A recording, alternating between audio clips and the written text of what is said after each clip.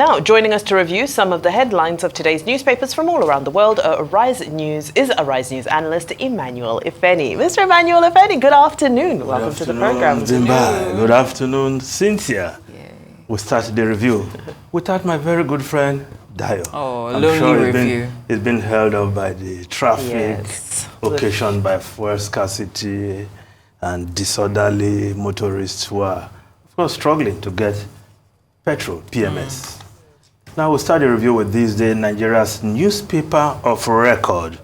We'll start with the lead story. Tinubu at World Economic Forum says subsidy removal, Forex reform saved Nigeria from bankruptcy. Meets Microsoft founder Bill Gates, chairman of AP Mole Mask Ogla, CEO of Samsung, Hong Namkung, secure $600 million Danish investment to expand Nigeria's existing seaport.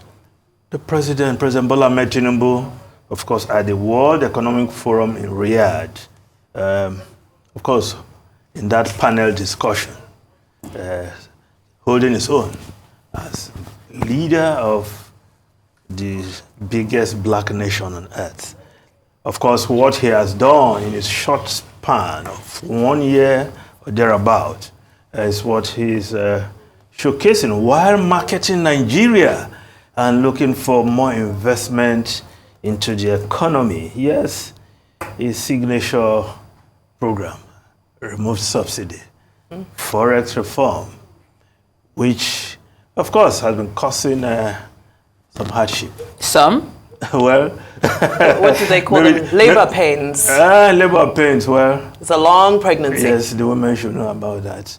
Well, even women only experience 9 months of pain. This is very prolonged pain. But of course, the president restating the obvious. But the impact of these reforms, what Nigerians are still battling with, and hoping that before long these pains will go. But most important thing is that he's doing there. He's as Nigeria's #1 diplomat, economic diplomacy on the world stage, trying to get more investment into the Nigerian economy. But we have a lot to do in the economy here to make it worthwhile for investors to move their money, their investment to this climb. Of course, the $600 million Danish investment secured to expand the ports. Well, we know that the ports in Lagos are already congested. Can we look at other ports? Calabar, Warri, and so that we don't have this perennial congestion. Of course, there's a Lekki deep sea port here in Lagos. So can we spread this investment so that other ports will not only be viable, but will be very active, creating jobs in other parts of the country, as it were. So good one you want to say for President Bola Ahmed Tinubu there in Riyadh, where he's attending the World Economic Forum. Now, the Guardian newspaper, FX rates harmonization. CBN abandons unification policy, reintroduces discriminatory rates. Custom rates for duty clearance is now 1,164 naira to the dollar. Nigerian Autonomous Foreign Exchange Market, NAFEM, 1,339.23 naira to the dollar. While the Bureau de Change, they are getting their allocation for the CBN, at least the latest tranche, at 1,021 naira to the dollar. With that, you expect that because you know the parallel market, aka black market, used to be the Achilles heel of the naira. But with the CBN giving them at a lower rate, but that doesn't seem to have changed a number of issues there. Mr. Ifeni, what we've done is we've stylishly pegged our currency again. Because, where have we pegged it? Stylishly. If the CBN is it going up and down?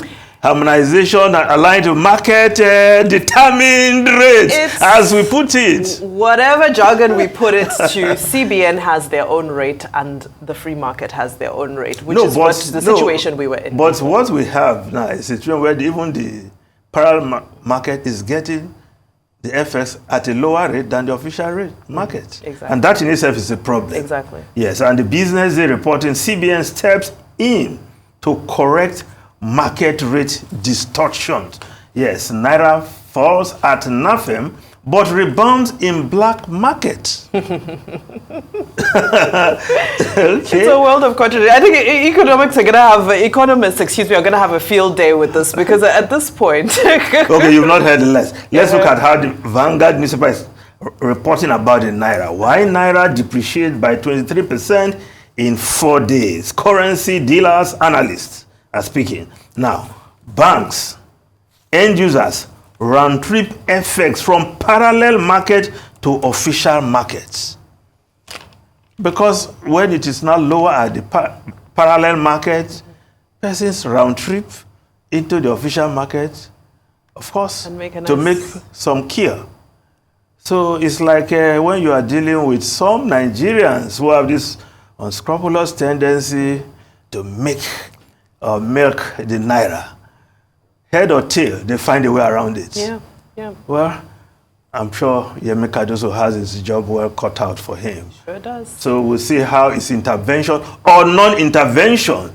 Yes, since we're not intervening. Well, he did say when it comes to the Forex market, it's a tiny amount that they're using. So I suppose he's going to make a tiny little intervention into this. To use I believe the word he used was tiny when he was talking about the Forex market. Well, the main issue of the day, the lead story of Vanguard, petrol scarcity will linger 2 more weeks.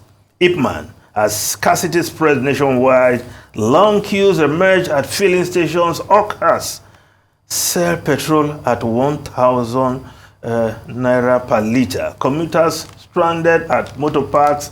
We have adequate stock. NNPC. So does that sound familiar? They sell it. I listened Scarcity hurting businesses, transporters are saying.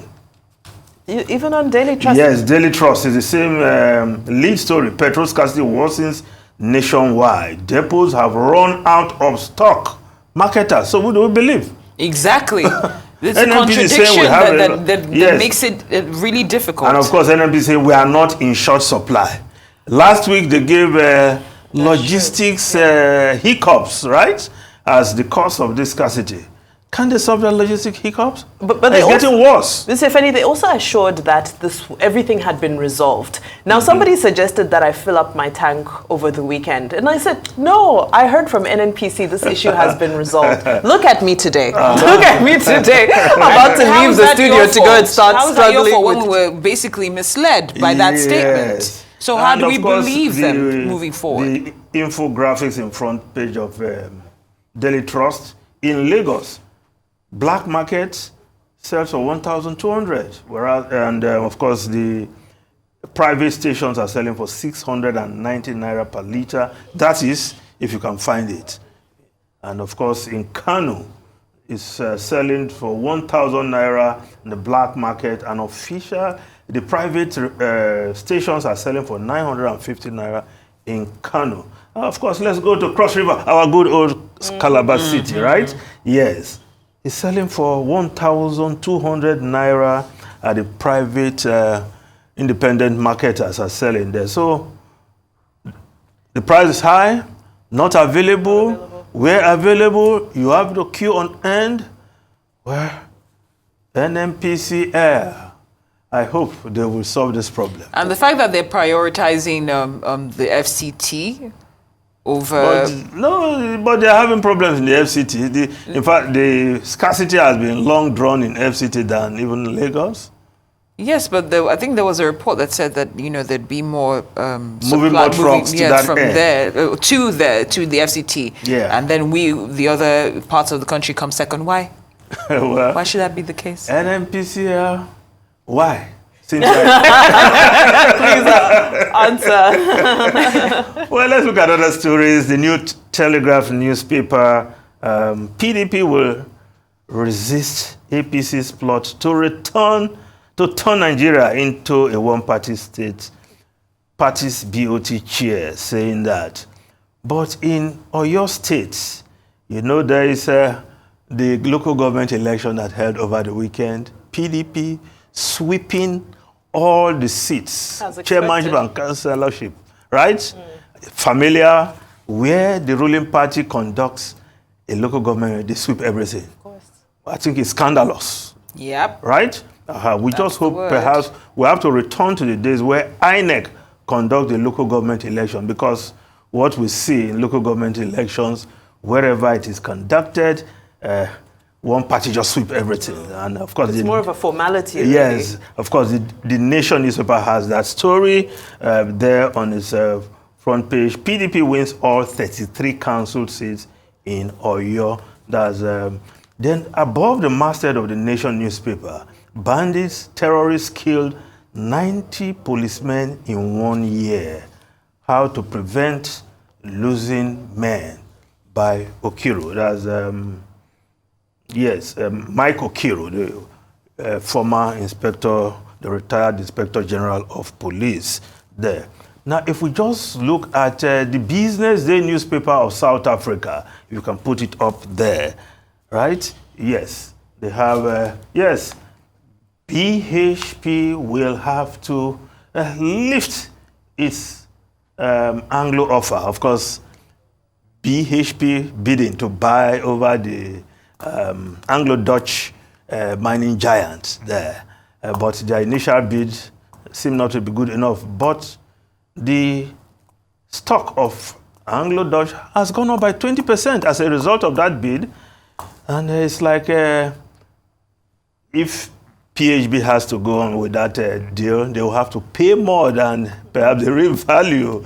Yes. If you put up the paper from Zimbabwe there now. Oh, which one are you choosing? Shall we go with Newsday, maybe? Yes, Newsday. Yes, that's it. Daily News. Daily News of Harare.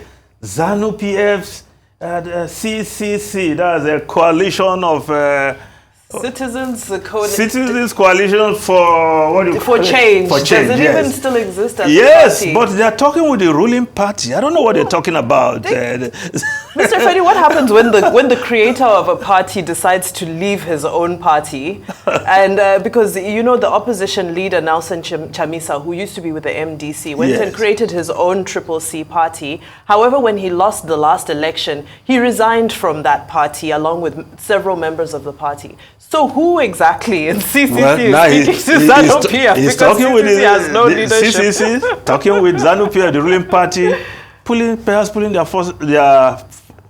their strengths. People are together. saying that ZANU-PF and CCC are now one and the same thing. Okay, well, they're also thinking of postponing the 2028 national election. That's a conversation for another day. Okay. That's a conversation for another day. Story from Harare, Zimbabwe. Exactly. Definitely postponing this conversation to tomorrow. Hopefully you have your trusted ally beside you by then. Very good. Thank you so much for your review, Mr. Emmanuel Efeni, Rising analyst. We appreciate you as always. Thank you.